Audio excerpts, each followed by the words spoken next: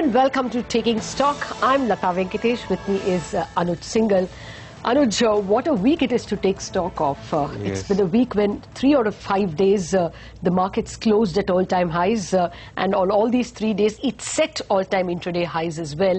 And importantly, there was a robustness of the market's performance. The bank index, which was a laggard for such a long time, performed. The oil and gas index performed, and of course IT as well stood, making it quite clearly defensive plus a cyclical play.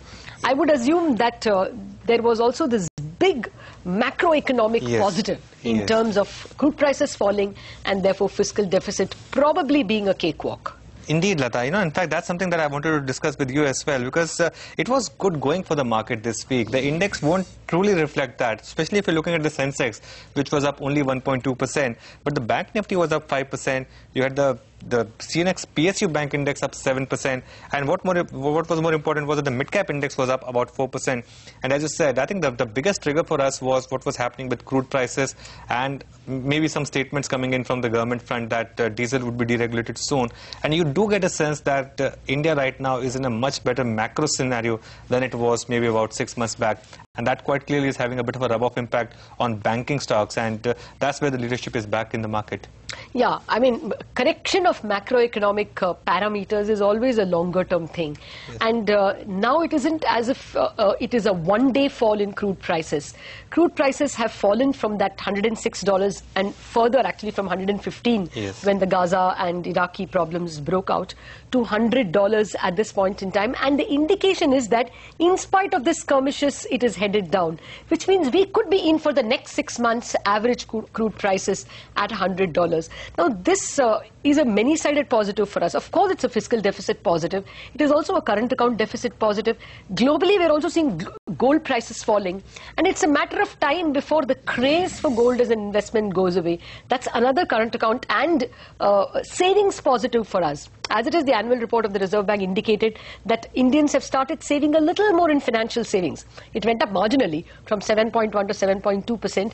But by and by, when the luster of the yellow metal falls because the prices are not rising, you will start saving more in financial instruments, and that will mean more liquidity, more savings available. That is why you see banking stocks and the entire economy-related stocks getting a bit of a leg up. I wouldn't be surprised if some re-rating of Indian earnings and GDP numbers come in, provided you have 2 or 3 more weeks of this kind of a benign setup.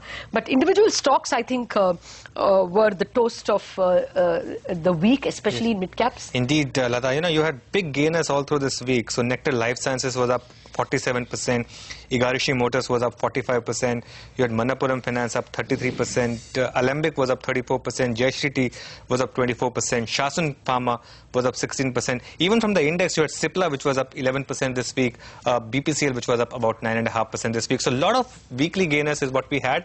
And to make sense of all these stocks and how should you position yourself for next week and even medium to long term, we are now joined by 2 guests, Sandeep Shah of Motilal Oswal, and also CK Narayan from Growth Avenue is also with us.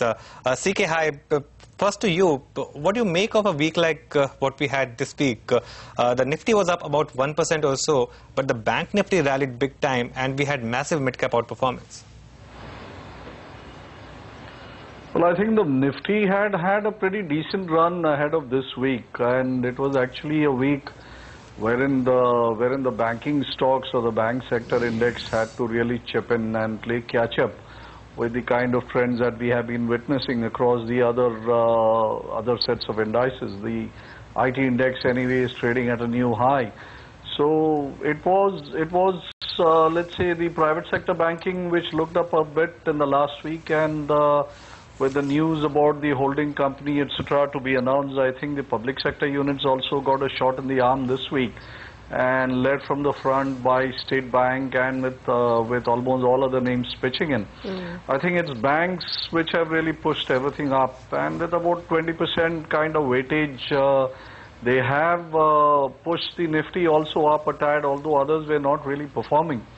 But as we look ahead into the next week, if you see banks are up, autos up, and IT is up, and between them what they would probably control about 40-50% of the weightage of the this Nifty as a whole, which means that in the next week also we should be looking forward to some further gains. I mean, assuming that these three major sectors sort of continue to hold their own, and pharma also chips in further.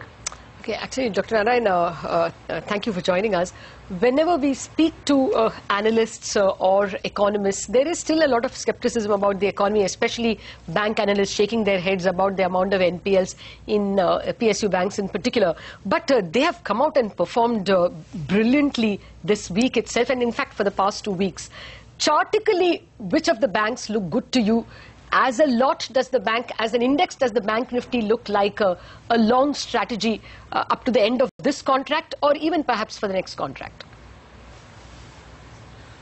I think the Bank Nifty is just sort of warming up right now. You know, it's like I said earlier, it has to play catch up with the big strides made by the Nifty.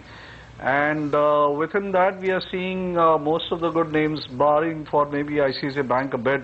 HDFC Bank is very well placed. Kotak Bank is extremely well placed. I think State Bank is sort of bouncing up from a decent level of support.